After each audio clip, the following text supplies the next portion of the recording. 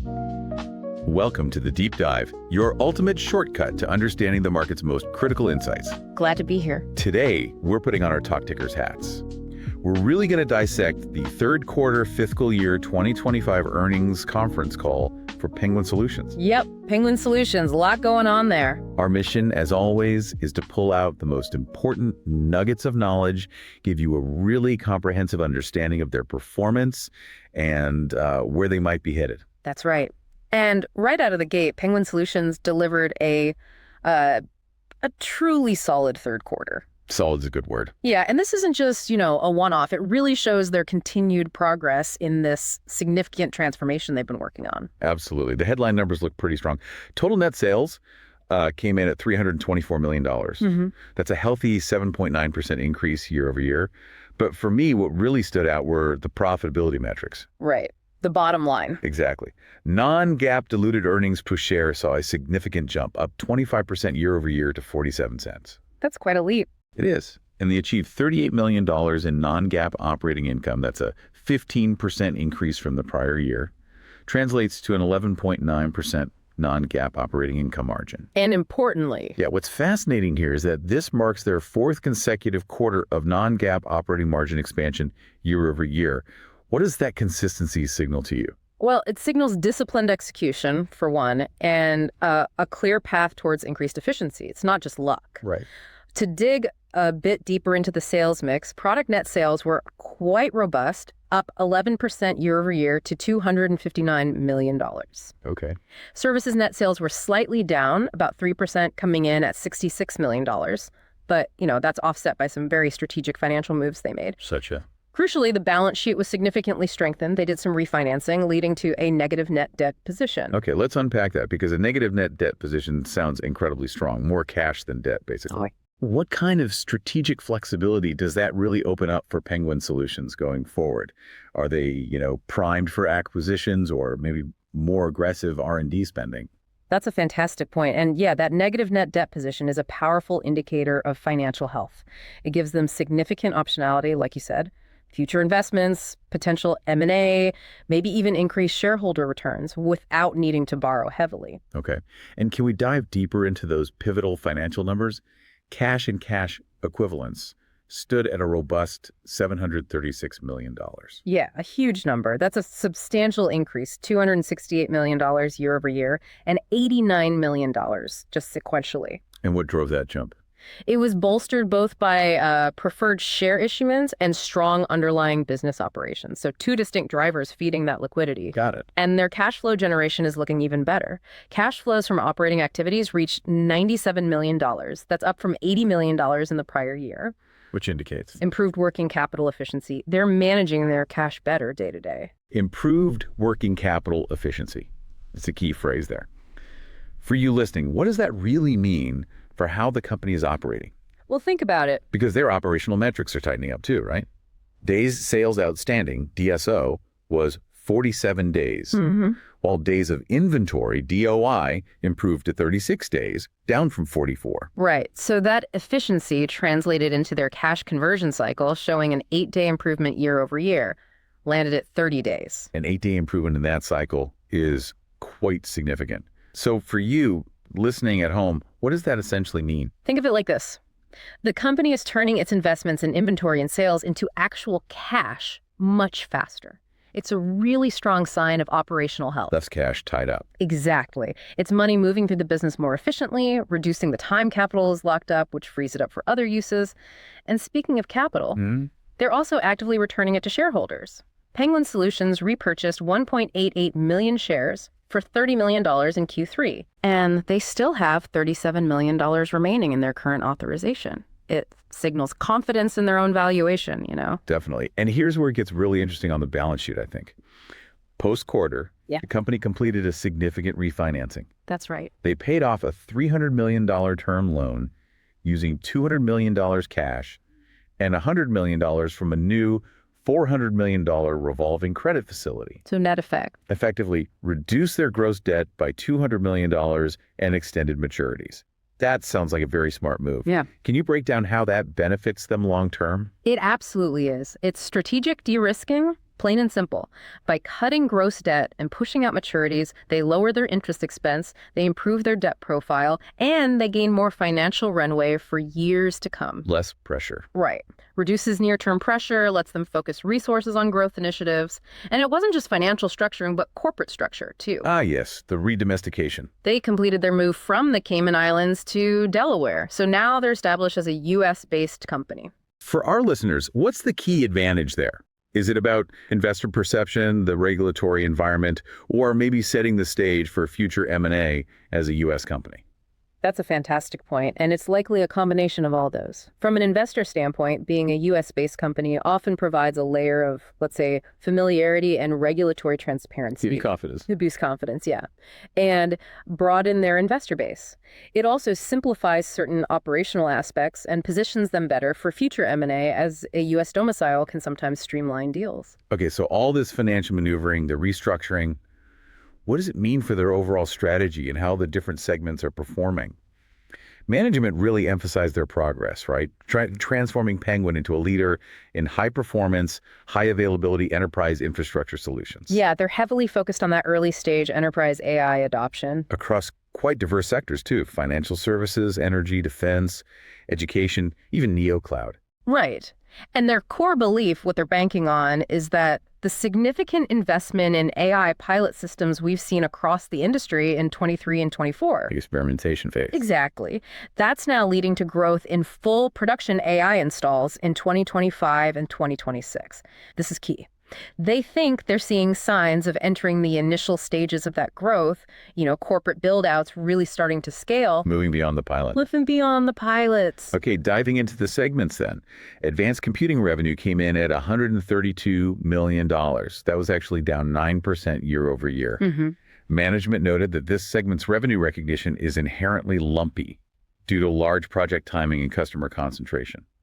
What does lumpy mean here for a listener, and how do they manage that kind of unpredictability? Lumpy just means revenue doesn't come in smoothly quarter after quarter. It arrives in big chunks, when a large project hits a milestone or gets completed. Makes forecasting tricky. It does. They manage it by focusing on a long sales cycle, typically 12 to 18 months. That helps them forecast, even if the exact timing of revenue hitting the books can shift around a bit. And how's the revenue recognized? For these big projects, hardware revenue is recognized upfront, but the software and services revenue gets recognized over time. And actually, the majority of their total services revenue comes from this advanced computing segment. That's important context. It is, because management is actively trying to avoid hardware-only deals. That market is super competitive, lower margin. They're emphasizing their value add in the services and the software. Selling solutions, not just boxes. Exactly. Complete integrated solutions. Okay, shifting gears to integrated memory. That operates under the Smart Modular brand. This segment really shone, didn't it? It really did. $130 million in revenue. Right. That's a strong 42% increase year over year and 24% just sequentially. Wow. What's driving that? Demand from computing, networking, and telecom customers was just robust. And pricing for both DRAM and NAND seems pretty stable, with inventory levels looking balanced. So a really strong tailwind there. It is a significant tailwind. The company sounds quite optimistic about near-term memory demand. It's being driven by these large enterprises seeking higher performance, higher reliability for both their established stuff and these new complex AI workloads. And the tech itself. Well, what's truly fascinating here is their progress with Compute Express Link or CXL products. They're seeing early adoption, actual production orders. That reinforces their optimism about CXL's appeal to maybe new types of customers. CXL is a big deal, right? For our listeners who might not be deep into memory architecture, can you quickly explain why CXL is so critical for these new AI workloads? What unique problem does it solve that traditional memory couldn't? Great question, because this is where Penguin really differentiates itself. So imagine a super powerful GPU, right, doing intense AI computations. Okay. Traditional memory has limits on how fast and how much data it can actually feed that hungry GPU. CXL, Compute Express Link, is essentially a new super fast highway for memory. A highway. It lets different components like the CPU and GPU share memory more efficiently and access much larger pools of memory. This is vital for complex AI models that need massive data sets, stuff that exceeds the capacity of traditional on-chip memory. Got it. Breaking bottlenecks. And what about OMA? They mentioned investing in optical memory appliance development. targeting shipments late 26, early 27. Right. OMA, optical memory appliance. That takes it even further. It uses light, optics, to enable even higher bandwidth and truly enormous memory access for GPUs. So even faster, even bigger memory pools.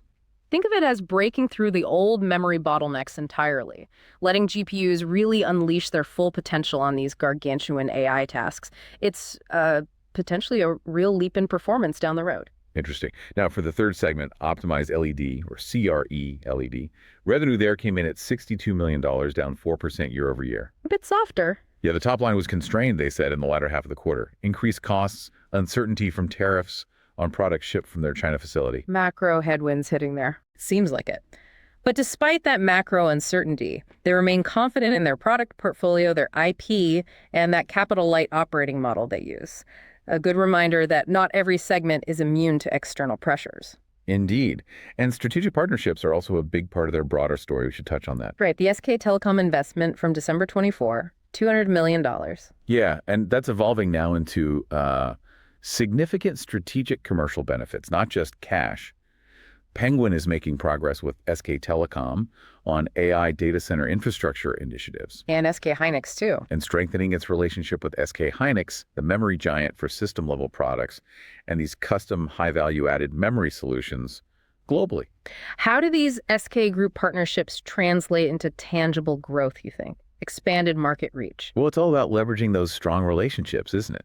These aren't just financial investments. They seem like deep collaborations. Mm-hmm. With SK Telecom, it's about co-developing and deploying AI data center solutions. That potentially opens up a massive new customer channel in Korea and beyond. And with SK Hynix. A memory powerhouse, right? So it's about co-creating cutting-edge memory solutions that are perfectly optimized for AI. That could give Penguin a real competitive edge. Synergies. Exactly. And they're also investing heavily in channel partnerships, like with CDW and Dell. That's crucial for scaling, right? Reaching a larger customer base, expanding their go-to-market internationally. It's a multi-pronged approach. Makes sense. Okay, looking ahead then. Guidance. Penguin Solutions has shifted from quarterly to a full-year financial outlook. Yeah, why the change? They believe it offers a broader perspective on the business, especially given that unpredictable, concentrated timing of AI infrastructure revenue we talked about, that lumpiness. Right, smooths it out a bit. Yeah. So for the full fiscal year 2025, they reaffirmed the midpoint of their net sales outlook. That's 17% year-over-year growth. They did tighten the range slightly to plus or minus 2 percentage points. Okay, reaffirming sales growth. But crucially, they raised their full-year non-GAAP diluted EPS outlook. That's the headline on guidance, really. To approximately $1.80 plus or minus $0.05. So that's up from the prior outlook of $1.60. That's a strong signal of confidence, wouldn't you say? Absolutely. Raising the EPS outlet is a very positive sign in this environment. Shows they see better profitability ahead. And segment-wise for the full year. Advanced computing growth expected 15-25% year over year. That was maintained. Memory growth is now expected at 25-30% year over year. That was raised, reflecting that strength we discussed. Consistent with the Q3 performance. Exactly. And LED is expected to be approximately flat year over year, which was also maintained. Okay. Full year non-GAAP gross margin remains around 31%, again with a tighter range. Operating expenses maintain around $260 million. Oh, and they're lowering their FY25 non-GAAP tax rate to 25%. Due to changes in geographic mix. Okay, so it's clear management acknowledges the ongoing macro uncertainty, supply chain constraints, particularly those extended lead times for certain components in advanced computing, and the higher tariffs hitting the LED business. Yeah, they're not ignoring the challenges. But they seem to be managing operations prudently while still investing for that long-term growth. Right. And what's fascinating here for you, our listener, is thinking about where Penguin fits. Their expertise in managing these really complex AI infrastructure build-outs. It positions them as a critical enabler, doesn't it? How so? Well, for enterprises looking to scale their AI deployments, Penguin can potentially accelerate their time to getting a live production environment up and running.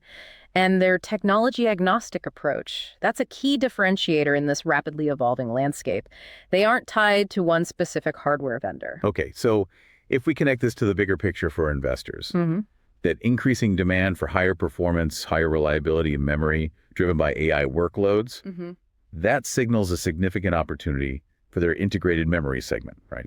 especially with that early CXL adoption and the future promise of OMA. Absolutely. And the discussions we heard around production inference, that highlights this growing need for truly tier 1 grade, high availability server solutions. Which plays right into their strengths. It aligns directly with Penguin's core competency, developed from their background in high-performance computing, HPC. It suggests a deepening market need for the kind of reliability and uptime their solutions provide, beyond just raw compute power. It's about keeping these critical AI systems running. So what signals are we seeing from all this then? Well, a few things stand out. That shift to a full-year outlook reflects the lumpy nature of these huge AI infrastructure projects.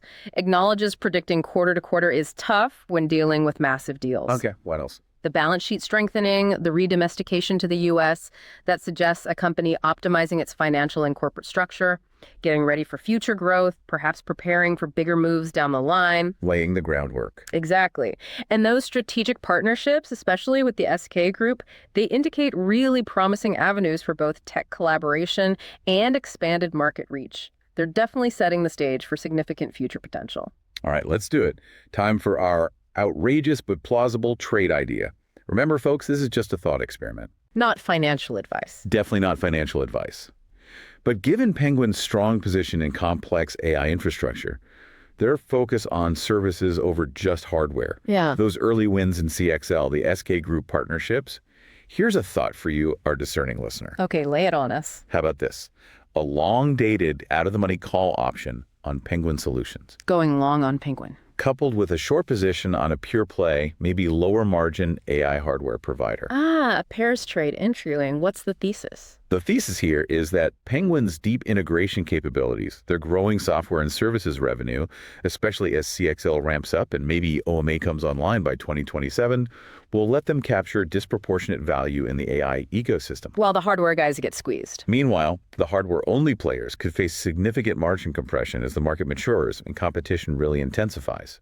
This plays directly on that AI infrastructure build-outs at scale narrative. And the value of time to revenue and reliability. Exactly. Which Penguin Solutions offers, and which will likely become increasingly paramount for enterprises. Okay, I see the logic. Outrageous, but plausible. So to recap this deep dive then, Penguin Solutions reported robust Q3 fiscal 2025 results, marked by strong revenue and EPS growth, significant balance sheet improvements, and some really strategic moves in this evolving AI infrastructure landscape. Key takeaways for me.